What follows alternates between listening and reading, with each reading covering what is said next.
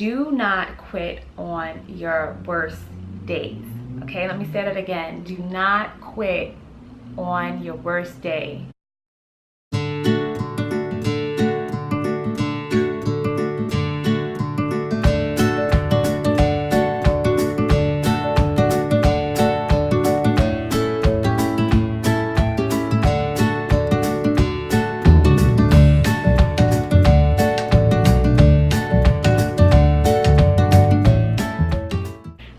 Welcome back to my channel. It's your girl Suzette Says here, and I am back with another mommy to mommy video, and this time I'm going to be talking about breastfeeding.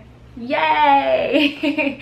Now I do hope to make this whole breastfeeding topic a series of videos, and today's video I want to talk about things that should be considered or things to think about prior to breastfeeding. So if you are a new mommy, a mommy to be, or maybe this is your second time around breastfeeding and you tried it with your first child, whatever the case may be, this video is definitely for you. Breastfeeding is a journey. It's a very emotional journey, and it's unique to every woman. So no two journeys are the same, but there's definitely some things that you can think about and consider before you start your breastfeeding journey. Even if you are already along the way in your breastfeeding journey, these tips might be helpful for you to think about. Before I get started, I just wanted to quickly give a little background on my breastfeeding experience. I have 2 kids, as most of you know if you follow my family vlogs. I have a 2-year-old son and a 8-month-old daughter. Breastfeeding was very new to me. It was something I was very nervous about in the beginning. I didn't really know much about it, and going in, it was just like a new world. Both of my experiences with breastfeeding have been completely different. I would definitely say that I am not a breastfeeding expert, but I have been breastfeeding for the past 2 years. I still breastfeed my son. Yes, I do breastfeed my 2-year-old son. We're weaning down though. He's only up to 1 feeding a day. But with him, it was very difficult in the beginning. We had a lot of issues with him trying to latch. And then when he was 8 months old, I got pregnant with my daughter. I still nursed him the entire time I was pregnant with her. And when she was born, I tandem nursed. I had one here and one here. And you know, here I am now still breastfeeding. With my daughter, it was a completely different experience with breastfeeding her. It was just like magic. So that's a little quick tidbit about my breastfeeding journey, and now I'm gonna jump right into the video of 10 things that you may want to consider before you start breastfeeding. So number 1 is, don't let somebody's negative breastfeeding experience persuade you to quit before you even try. In the beginning, before I even had my son, I had heard really nothing positive about breastfeeding. A lot of the women in my family didn't do it. My mom breastfed me, but not really, like it wasn't something that she wanted to continue doing. My grandmother didn't breastfeed my mother or any of my uncles, so I didn't come from a family where breastfeeding was the norm. Like in my family, everybody kind of grew up on formula. All the stories that I heard about breastfeeding were so negative. I always heard that it hurt. I remember speaking to someone years before I was even thinking about kids, and she told me that she had cracked and bloody nipples from breastfeeding. I was just like, okay, hell no, I am not breastfeeding. Like, why would somebody want to do that if you're gonna have bloody cracked nipples? I was very like I didn't even think that I was going to breastfeed at first. In fact, in the beginning, I felt like, you know what, I've been pregnant all this time, and you know, I'm kind of over sharing my body with another human. And you know, I don't know about breastfeeding because I hear that they're attached to your boob all the time. I don't know how I feel about that. I don't know if I want to be pumping 24/7. This is all from just hearing negative things. Honestly, it wasn't until my grandmother developed breast cancer during my pregnancy with Carter, and that's kind of what changed my whole perspective on wanting to breastfeed, because research shows that if you breastfeed, especially if you do it for about 2 years, it can significantly lower your chances of breast cancer. So that's like, that to me kind of drive my decision and my whole focus on wanting to breastfeed. Like, I didn't know too many people that did it for a long period of time. It wasn't until that I was like going through my pregnancy and I really started researching that I was able to find other women who had such positive experiences.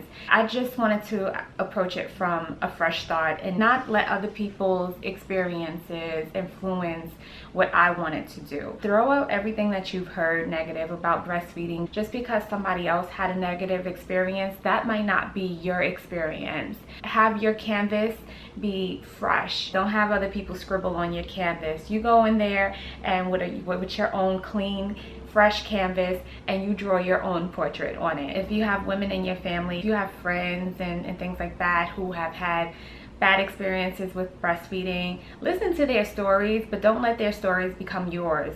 Allow yourself to write your own story when it comes to breastfeeding. That was their journey, that was their experience. It doesn't mean it's going to be yours. The second thing to consider before you breastfeed is similar to number one, in the sense that even if you breastfed with your first child and it was a bad experience, don't compare one experience with one child to the next experience. Just like every pregnancy is different, every child is different, every breastfeeding experience and journey with your children can be completely different. With Carter, my first child, I had a really hard time in the beginning. It took us like a month for things to kind of run together like a well-oiled machine. And during that time, there were so many tears shed, and I did not think that we would be able to really do it. I just thought that my body wasn't equipped. The complete opposite happened with my daughter. When she came out my womb and they placed her on my belly, homegirl latched on to me like she was born to breastfeed, okay? Like she was a pro from the start. And it was a completely different experience. So if this is your second time around, your second pregnancy, and you're a little nervous because maybe it didn't go so well the first time, maybe you weren't able to breastfeed as long as you wanted to, whatever your situation was the first time around, if it was a negative experience and you want to try it again this time around, completely do it. And again, go with it with a clean slate, a completely empty book. Let you and this new baby write your own unique story. The third thing that you want to consider is trying to get everybody on board. You're going to need support. You're going to need everybody that's around you on the same page. Yes, the breastfeeding journey is the experience between you and your baby, but the amount of success that can shape the outcome of how long you breastfeed can really be determined on how much external support you have. And by that I mean your significant other, family members, caregivers, whoever is going to be watching the baby for you, especially if you have to go back to work. When you have the support of those people around you and they're all on board, they're all on the same page, and they know what the agenda is, it will make your journey so much more successful. There's nothing like starting something, especially something that has the potential to be hard, and when you have the support around you, it uplifts you. So whatever obstacles that you might face and challenges, as long as the people around you that you love, you have a good team and they're supporting you, that's gonna be what lifts you up on days that can be challenging with breastfeeding. Because even if you have the most easiest experience with breastfeeding, if your baby latches right away, if your milk supply is great, even with all of that, there can still be challenging days and challenging times with breastfeeding, especially when babies go through growth spurts and things like that. In the beginning with me, with Carter, he wasn't latching. The first 3 weeks, there was a lot of times where I would just have to pump milk and feed him the milk from the bottle. It was hard because I would constantly try to get him to latch on the boob, and I can tell like my husband was kind of not frustrated, but I can tell, like, you know, his main goal was that he wanted to see me happy, and of course he wanted our baby to be happy. So instead of like trying to push formula and be like, you know what, you're having a hard time at this, like just give him a formula bottle. He knew that I really wanted to succeed at breastfeeding, so you know, I would be breaking down and crying. He'd be like, you know what, just give me some pumped milk, I'll feed the baby, try to calm yourself down, because when it's hard like that, you can't, and when you're emotional, you can't feed your baby. You know, they're not gonna be able to latch like that. And if you have negative people around you that feels like you should only breastfeed for a certain amount of time, and they're trying to get you to wean your baby sooner than you want to, it will make breastfeeding a little bit more stressful for you. So just try to get people on board. And the second thing to that is also choosing the right pediatrician for you. Some pediatricians are a little bit more pro breastfeeding than others and will really support you with your breastfeeding journey. The pediatrician that I go to, it's a group with all women who are mothers themselves and who have all breastfed. So they are very knowledgeable with breastfeeding and breastfed babies, and that's just really good too, because it's another means for support if you need it. So the fourth thing to consider is you'll want to educate yourself as much as possible about breastfeeding and the whole process. You want to know the lingo. Try to learn as much as you can about it, but make sure that you don't overwhelm yourself. One of the things that I did was I purchased a breastfeeding book, and it was a little bit overwhelming. I'll put a link in the description box to the breastfeeding book that I have. It's helpful, but it's also a really big book, and it can be a little bit too much information. Do it all in stride, you know, take it in a little bit at a time, because if you're a new mom, you already have so many things on your mind. You know, you have a laundry list of things to do in terms of registering and getting the nursery room ready, getting your hospital bag ready. You have list upon list upon list, and it's like, sometimes it might be overwhelming to think about the things that you have to do after the baby is born. You definitely want to get yourself acquainted with the terminology, colostrum, engorgement, skin to skin, which is going to be a great way for you to bond with your baby and try to get that milk flow going, because the more you have the baby at the boob and the more they're latched onto you, the more it's going to alert your body to produce milk for them. Growth spurts, there's different times during the newborn phase when they go through growth spurts. There's one at like 2 weeks, 4 weeks. I think there's another one at 6 weeks. And those growth spurts they can be a little tough, and I'm trying not to put a negative experience onto you. Like, I'm not trying to transfer anything negative to you, because that would go against number one. But growth spurts are a little challenging, because that's when babies eat 24/7 sometimes. Like, they can be on the boob all the time, and they only last for like a couple of days, but those couple of days can be trying, and then you can be questioning if you're producing enough milk. They're always hungry. Are they getting enough? And you're doing great. You're doing just fine, mama, I promise you. But allow yourself to become familiar with things like that. That way, when they happen, it won't freak you out, and you won't think that it's something bad that you're doing or something that your body is not doing. So number 5, I would definitely suggest getting in contact with your local Leche League. The Leche League is basically a breastfeeding support group, and they're amazing because they have women who have breastfed a really long time. Sometimes the women in the group are lactation consultants, and it's nice because you're able to connect with other moms who are going through the same thing as you. The Leche League is in every state. I will include the link also in the description box, and you can just basically type in what area you live in and reach out to the person who's in charge of your local chapter. I did reach out to my local chapter, but unfortunately I just was never able to get to a meeting. Sometimes the chapter instructors don't really meet in the summer because, you know, it's the summertime, so people are on vacation and they're doing things. And that's when I was able to go, because with Carter, he was a summer baby, and that's when I was on maternity leave. So by the time they picked up with the meetings again, I was already back at work and I could never make any of the meetings. But it was okay because I was comfortable and we were doing good in our breastfeeding journey at that point. Number 6 is to find a buddy. This buddy can be a mom who has already breastfed or is breastfeeding. It could be a person who maybe breastfed a baby 10 years ago. It doesn't matter, but find someone who you can text on a hard day or call and ask for, you know, ask questions and stuff, and somebody who is going to give you sound support and advice and not tell you what to do. I don't know why sometimes we do this as women, where we think that our way is the only way of doing it, and that's not a way of helping a new mom or a mom that needs help.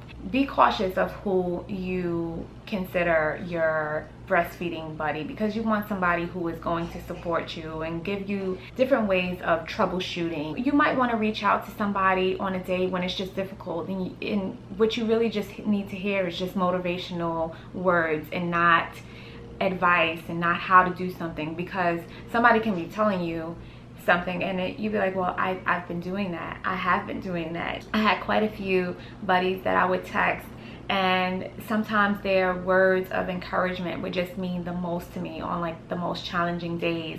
Just to receive a text, you know, what somebody's saying, you're doing an excellent job, mama, you know, keep going, push through, it's going to get better. Sometimes you just need that kind of a buddy, and not somebody that's gonna say, well, did you do this, did you do that? So be cautious, but definitely find somebody like that. I could be that buddy, let me know. Number 7, and I think this is a really important one. This is something that I did and it was a lifesaver for me. Find a lactation consultant before you even have the baby. I don't know if you know, but some insurances will actually cover the cost for a lactation consultant to come to your home, and they will help you with breastfeeding. Sometimes you get as many as up to 3 one-on-one visits with a lactation consultant, and let me tell you, that is so super helpful. Call up your insurance and ask them if it's included in your insurance. If it is, amazing, use it. Most hospitals will have like a breastfeeding class during your stay after you give birth. It's not as personal, it's not as one-on-one. If you're having a problem, to have somebody come into the comfort of your own home, they're able to see what you're doing and seeing like where you breastfeed at. The lactation consultant that I hired was worth her weight in gold. They're able to see if it's an issue where maybe you need a nipple shield, if it's a latch issue, if it's a supply issue. You will know if the stuff that they're telling you is working and if the baby is actually getting milk, because they come with all the bells and whistles. The lactation consultant that I hired came with the weight machine to weigh the baby, so she was able to weigh the baby before the feeding and after the feeding. So I was able to see that during our entire session, and she was at my house for like 2 hours. I was able to see that he was getting milk. So it's amazing. If your insurance does not cover the cost of a lactation consultant, I would still try to find one in your local area, because a lot of them will also offer breastfeeding mommy support groups at a much lower rate than what they would charge to come to your home. That was something that the lactation consultant that I hired also did. Her regular fee to come to the home, they can charge as much to, you know, $250. But the support group that she ran once a week was only $25. So you're still getting their knowledge, you're still getting their support, and you're also meeting other women, but at a much lower cost. Number 8 is set short-term goals for your breastfeeding journey. Going into it, you might say, you know what, I want to breastfeed for a year. That's my goal. I think that the best thing to do is go into it with an open mind and do short-term goals along the way, because that way, if things don't quite work out the way you wanted them at first, you don't want to feel like you failed yourself or you failed your baby. I did the same thing. Like, I went into breastfeeding, I was like, that's it. At that point, I just knew I wanted to breastfeed, and I was just like, I don't even want to buy formula. Not that I'm against formula, but I just really wanted to I just had my mindset on breastfeeding, and formula is so expensive. I just didn't want to pay the cost of it. So I had it set up in my mind that I wanted to do it for a year, because after a year then you can give babies regular milk. Once I started having difficulties in the beginning, I was just like, you know what, we may have to consider formula. So by that point, I just set really small goals that were attainable. Just getting through the first month was a major goal. After I made it through the first month, I was like, okay, if I could get through the second month. By the time I got to the second month, I was like, okay, if I can get to the fourth month, if I can get to 6 months, and then 9 months. So it really helped, because then once I hit every little goal, I was like, wow, I've been able to do it for 3 months already. And even if I would have stopped there, I still would have felt proud. I still would have felt like, you know, okay, well, my baby has gotten 3 months worth of my milk. That's already like a major gift that I'm giving to my child, even if I have to stop. Don't set the bar so high. Yes, you can. It's like having a 5-year plan. You know, somebody says, well, where do you want to be in 5 years? Like, yeah, you might want the big goal, but you got to set the little goals to get there. So number 9 is designate an area in your home that you're going to breastfeed in, and make it really comfortable. Make it yours. In the beginning, babies go through a lot of growth spurts, like I said, and during a growth spurt, a baby can be feeding for upwards of half an hour. So you want to make sure that you're going to be in an area in your home where you're comfortable, where you're relaxed. You're not going to be in a position where your back is going to hurt. You're going to want a lot of pillows, snacks, water. For me, I breastfed in the living room because I took that opportunity to binge watch my shows on Netflix. Originally in my head, I thought that I was going to nurse Carter in his room in the glider. I had it all kind of like set up that this is where I would nurse her. But then I was like, okay, if I nurse in there, I'm gonna be bored. Like, there's no TV. If I bring my phone, it's different, because then I could be nursing and scrolling. But it really wasn't like comfortable enough with pillows and stuff. Maybe you might want to nurse in your bedroom. Once you get comfortable with nursing, try out different positions, because I would sometimes nurse on the couch, but then after I started getting better at nursing, I really liked laying down, like on my side, and then having the baby lay down, and then all you literally have to do is just lay there. So I would just lay in bed and watch TV, or I would just lay there and take that opportunity to fall asleep. But definitely make sure wherever you're going to be nursing, make it an area of comfort, make it a happy place, have snacks, have water, because you're going to be there a while. Number 10, and the last thing of things to consider before you start breastfeeding, and this is very, very important. This is a serious one. Do not quit on your worst days. Okay, let me say that again. Do not quit on your worst day. I have had a lot of times during breastfeeding where I was just like, I don't think I want to do this anymore.